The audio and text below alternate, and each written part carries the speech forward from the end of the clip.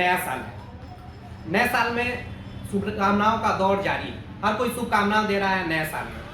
हर कोई चाहता है उन्नति हो, समृद्धि हो, ये हर कोई का मानना है।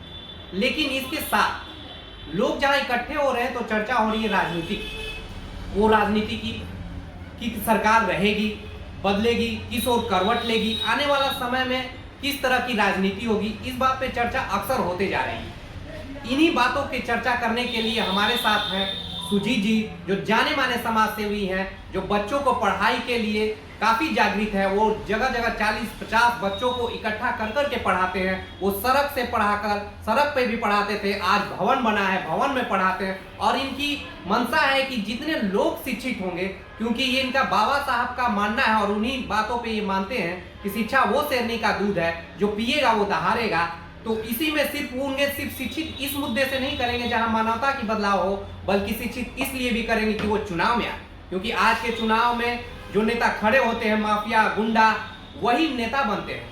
और वो नेता इस एवज में बनते हैं, वो बदलाव के लिए नहीं बनते हैं, वो राजनीति को पेशा बना के बनते हैं। क्योंकि जो 5 साल पहले जीतने के पहले उनकी 5 करोड़ की आमदनी होती है, 5 साल बाद वो 50 करोड़ में बदल जाती है। ये 5 करोड़ से 50 करोड़ की दूरी को तय करने को ही वो नेतागिरी मानते हैं। और इसी को, और वो इसलिए भी मानते हैं कि हम जनता जागृत नहीं है। हम चर्चा तो करते हैं, लेकिन कभी जब वोट देने की बात होती है तो हमारी गरीबों की जहां कीमत 1000 होती है, वहीं अमीर 5000 में बिक जाते हैं।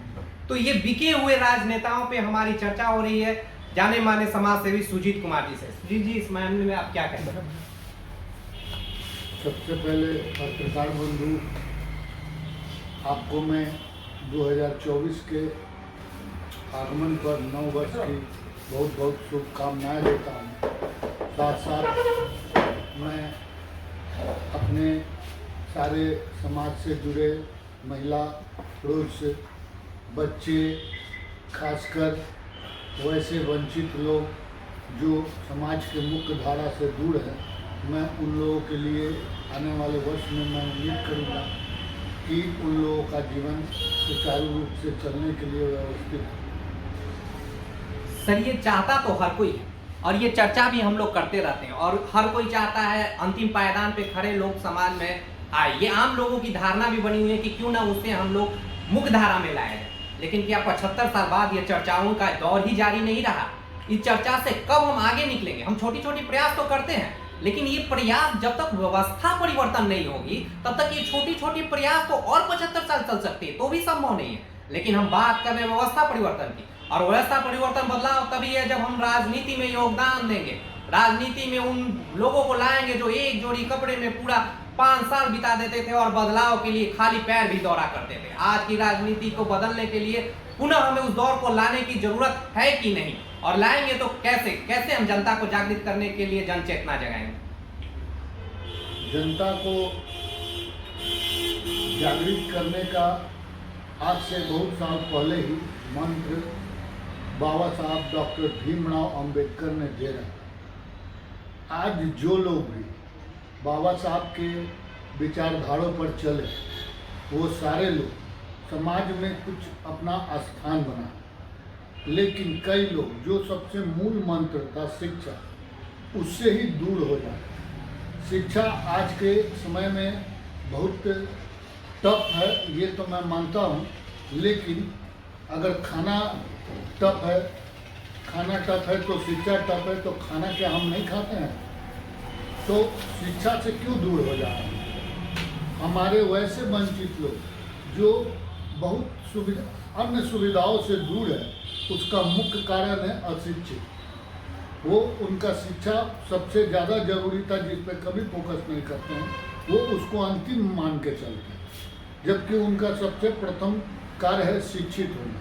शिक्षित होने का मतलब जब शुरू से ही शुरुआत करिएगा, शुरू ही करना पड़ेगा। आपको किताब पढ़ना पड़ेगा, आपको स्कूल जाना होगा, अपने सुविधा अनुसार हर तरह से शिक्षा ग्रहण करने का कोशिश करना होगा। धीरे धीरे आगे चलकर आप खुद जानिएगा कि आगे क्या है, क्यों लोग भ्रष्टाचार में लिप्त हो गए हैं, क्यों लोग पैसे के पीछे भाग रहे हैं। आज हम लोग विशेष पर चर्चा करने के लिए बैठे हैं, जिसका मुख्य उद्देश्य है कि इतने ठंडाहट में भी राजनीतिक गर्माहट, राजनीतिक चर्चा। राजनीतिक चर्चा क्या होता है? जो भी घटनाक्रम घट रही है पॉलिटिक्स में, उस पर हम लोग बातचीत करते हैं, उसी पर राजनीति है। लेकिन जमीन पर काम करने वाले बहुत सारे लोग हैं जो कभी राजनीतिक चर्चा नहीं करते। लेकिन व्यवस्था परिवर्तन कैसे होता है? हम लोग तो नीचे काम कर रहे हैं, लेकिन ऊपर से ही सारा अमेंडमेंट दुनिया जहाँ जो भी पास होता है सब ऊपर से होता है, और हम लोग के किया कराया खाड़ पर सब पानी फिर जाता है। आज के 75 साल हो गए। 75 साल में जिसमें कि बजट सबसे ज़्यादा खर्च होती है शिक्षा पे, उन सरकारी स्कूलों पे जो गरीबों का स्कूल बन के रह गया है और जहाँ गरीब के बच्चे पढ़ने जाते हैं। लेकिन शिक्षा के नाम पे क्या मिलती है? खिचड़ी, पोशाक। इन्हीं बातों तक सीमित हो गई है हमारी शिक्षा। शिक्षा में भी 2 नीति चलने को चालू हो गई। अमीरों के लिए अलग शिक्षा जिनके सुख सुविधा लैस हैं निजी स्कूलों में, और सरकारी स्कूल जिसमें अमीर राजनीति करते हैं और गरीब उसमें जाते हैं, किसान के बच्चे जाते हैं। और फिर भी हम चर्चा ये करते हैं, लेकिन इसका जो स्वरूप तैयार करते हैं वो अमीर लोग करते हैं। जब तक गरीब लोग, ग्रास रूट लेवल के लोग अपने शिक्षा के प्रति सचेत नहीं होंगे, तब तक हमारी शिक्षा, बच्चों की, गरीब बच्चों की शिक्षा अधूरी होगी। एक प्लेटफॉर्म पे शिक्षा अधूरी होगी। समानता की बात तो हम करते हैं, लेकिन इस नए साल में क्यों ना हम दृढ़ संकल्प लें कि हम एक चेतना जगाएंगे उन बच्चों के लिए, उन गरीब बच्चों के लिए, क्योंकि कमाई तो हर कोई जाता है। अमीर भी मरते हैं, अमीर भी उसी शमशान में जलते हैं जिसमें गरीब जलते हैं। तो किस बात की घमंड? अगर इस घमंड के हर के अगर मानवता के रूप में अपने आप को स्थापित करके नए साल में दृढ़ संकल्प के साथ शिक्षा के लिए अग्रसर होंगे। हमारे साथ है जाने माने समाज सेवी मुन्ना जी, जो इस तत्पर रहते हैं कि बच्चों की पढ़ाई कैसे हो और कैसे ये भूमिका निभाएं जिससे गरीबों के बच्चे भी कुछ पढ़ सके और समानता का स्वरूप इस देश में, इस बिहार में तय। क्या कहेंगे सर इस दौर में शिक्षा को लेकर? शिक्षा तो आजकल एक बिजनेस हो गया लोगों का, जिसमें जो गरीब तबके के जो लोग हैं उसको काफ़ी कठिनाई हो रहा है बच्चों लोग को पढ़ाने में। आजकल पेरेंट्स को बहुत फी देने में प्रॉब्लम हो रहा है, उसके इनकम का स्रोत बहुत कम हो गया है। और प्राइवेट स्कूल जो है अपना मनमानी हटा ले रहे हैं, हर साल अपना फी में बढ़ोतरी कर रहे हैं। उसमें उसके पेरेंट्स को काफ़ी परेशानी हो रहा है बच्चों को एजुकेशन देने में। लेकिन यहाँ तो बात होती है, हर बार बजट तो बहुत बड़ी है और लोग ये कहते हैं कि शिक्षा पे सरकार पूरी ध्यान दे रही है, वाहवाही लूटते हैं। 75 साल से राजनीति का एक मुख्य केंद्र होता है, वो होता है शिक्षा। हाँ, इसको बार बार शुरुआती दौर में शिक्षा, स्वास्थ्य लेके बात चर्चा होती है, लेकिन डाइवर्ट हो जाती है अलग अलग मुद्दों से।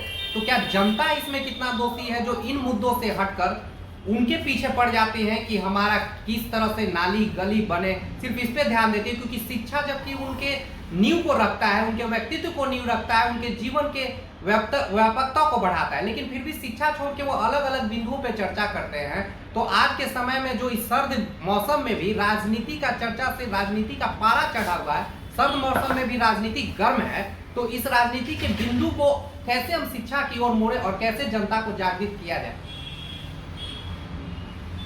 पहले तो इसमें जितने भी प्राइवेट स्कूल हैं उसमें एजुकेशन विभाग का एक अच्छा रोल होना चाहिए, जो इसमें एक्शन ले कि जो हर साल जो फी बढ़ रहा है उस पर रोकथाम हो, और जो गरीब लोग के जो बच्चे हैं उसको भी पढ़ने का मौका दे और उसके लिए विशेष छूट मिलना चाहिए ताकि प्राइवेट स्कूल में अपने बच्चों को पढ़ा सके। जैसा कि आपको पता है आरटी के तहत 12(1)(c) के तहत ये ऑलरेडी दिया हुआ है कि 25% बच्चों का एडमिशन लिया जाए फ्री ऑफ कॉस्ट निजी स्कूलों में, लेकिन लोग जागृत नहीं है और इसलिए, और जहां तक निजी स्कूल का साठ काट सरकारी अफसरों से रहा और ये 25% किसी भी स्कूल ने नहीं लिया। अभी ज्ञानदीप पोर्टल में सबको रजिस्टर्ड करना था, लेकिन बिहार के 20,000 निजी स्कूलों में से मात्र 1260 स्कूल ने रजिस्टर किया। जहां तक पटना की बात करें 8,000 प्लस निजी स्कूल है जिसमें 160 स्कूल ने ही ज्ञानदीप में रजिस्टर किया। जब ये बात मेरी डीओ अमित से भी हुई तो उन्होंने बोला हाँ ये कमी है, और यही चर्चा का विषय रहा। तो इन बातों पे लोग जागृत नहीं होते कि हमारा अधिकार है और संविधान में दिया हुआ है। लेकिन देख लीजिए इस संविधान के मिलते हुए भी 75 साल बाद हम जानते ही नहीं है कि ये संविधान के तहत 2009 में ऑलरेडी ऑलरेडी एस्टेब्लिश हो गया और उसको हम लोग ले नहीं पा रहे हैं, तो वो जो बना हुआ चीज को पहले तो हासिल हम लोग कर ले, तब तो आगे की सोचे। इस राजनीति की गर्म दौर में हम लोग शिक्षा पे किस तरह से केंद्रित हो सकते हैं, खासकर गरीबों के बच्चों के शिक्षा के लिए। सबसे पहले तो आर्य न्यूज़ के जो हमारे फाउंडर हैं भाई राकेश जी को सबसे पहले नए साल की हार्दिक शुभकामनाएं देते हैं और सभी हमारे देशवासियों, भाई बंधु, मित्र मंडली सभी को नए साल की हार्दिक शुभकामनाएं। अब रहा बात शिक्षा पे, तो शिक्षा का तो हम लोग को ऑलरेडी सबसे पहले बाबा साहब भीमराव अम्बेडकर जी बहुत सारे रास्ता हम लोग को दिखाया और उनके विचारों पे हम लोग बहुत सारे बातें भी कही हैं जिनकी उनके बातों कहीं भी बातों पे चलने की ज़रूरत है। सारा चीज़ का जो निदान है एक बार बाबा साहब अम्बेडकर की सारा जो उनका जो लिखा हुआ किताब है उसमें सारी बातें लिखी हुई, लेकिन लोग इससे वंचित हैं, उसको पढ़े ही नहीं, लोग को पता ही नहीं कि मेरा क्या मौलिक अधिकार है। जब उनको सब अधिकार पता चले जाएगा उसके बाद जो भी है अपना राजनीतिक जो होता है और पढ़ाई लिखाई जो भी है शिक्षा के मैदान में सारा चीज़ वहीं से निदान निकलेगा, लेकिन लोग उससे वंचित, उसके बारे में लोग को पता ही नहीं कि क्या उनका सोच था, क्या उनका आगे का करने का और आगे लोग कैसे बढ़ेंगे जो निम्न पैदान के लोग। ये सब बातें हैं, ये सब तो खैर हम लोग जागृत वाला काम हम लोग कर भी रहे हैं और सभी लोग इसके जब तक इससे सब लोग जागृत नहीं हो जाएंगे, इसके बारे में लोग जब तक जान भी नहीं जाएंगे तब तक ये समाज जो है ऊपर उठने का कोई बात नहीं होगा।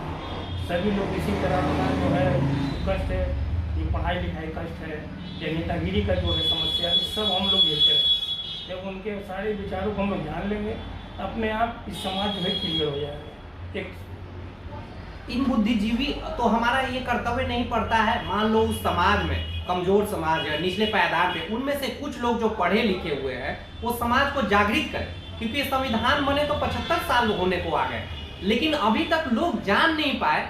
और बुद्धिजीवी अपने आप को जो कहते हैं, क्या उनका कर्तव्य नहीं पड़ता है कि उन्हें हम बताएं?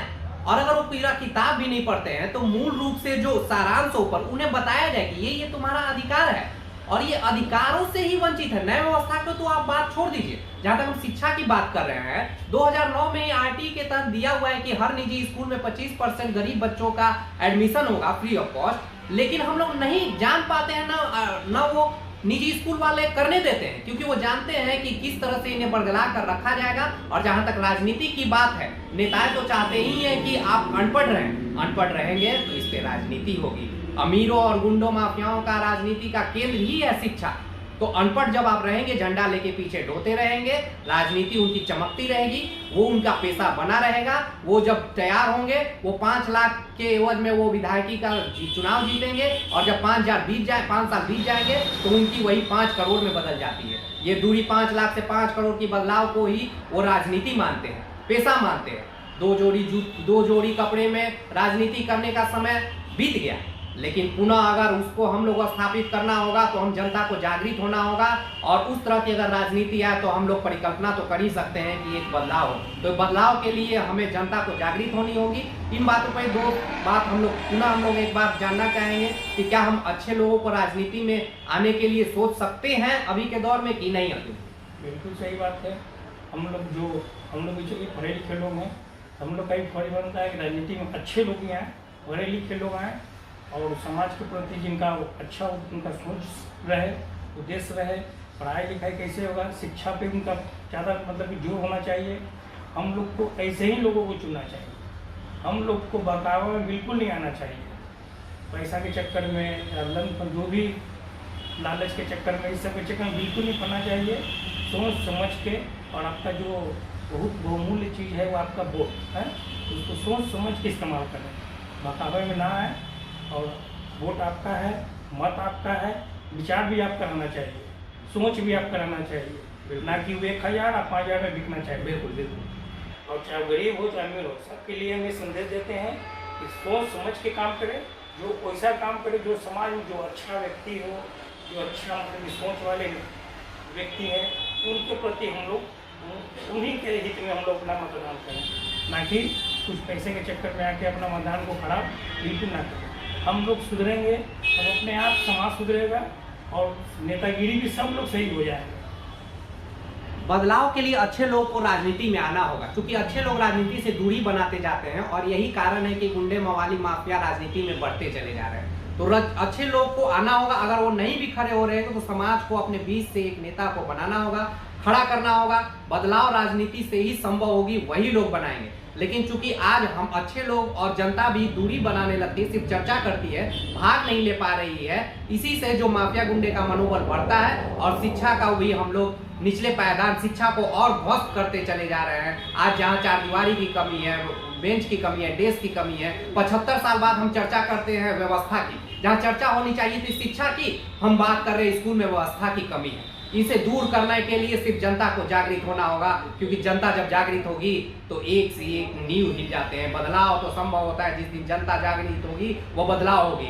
बीत गई सो बात गई, लेकिन आने वाले समय में नए साल में हम प्रण लें, संकल्प लें कि ये बदलाव सिर्फ हम अपने लिए नहीं, आने वाले पीढ़ी के लिए, उन गरीबों के लिए करेंगे, क्योंकि मानवता सर्वोपरि है। शिक्षा में आप कुछ भी अफसर बने जाइए, लेकिन आपकी अगर मानवता नहीं है, बगल वाले को आप सोचते नहीं है कि उनका उन्नति हो, तो आपकी शिक्षा अधूरी और बेकार है। तो मानवता के साथ शिक्षा को बढ़ाइए, जागृत करिए। इन्हीं बातों के साथ मैं राकेश रॉय, आर्य मीडिया से। जय बिहार, जय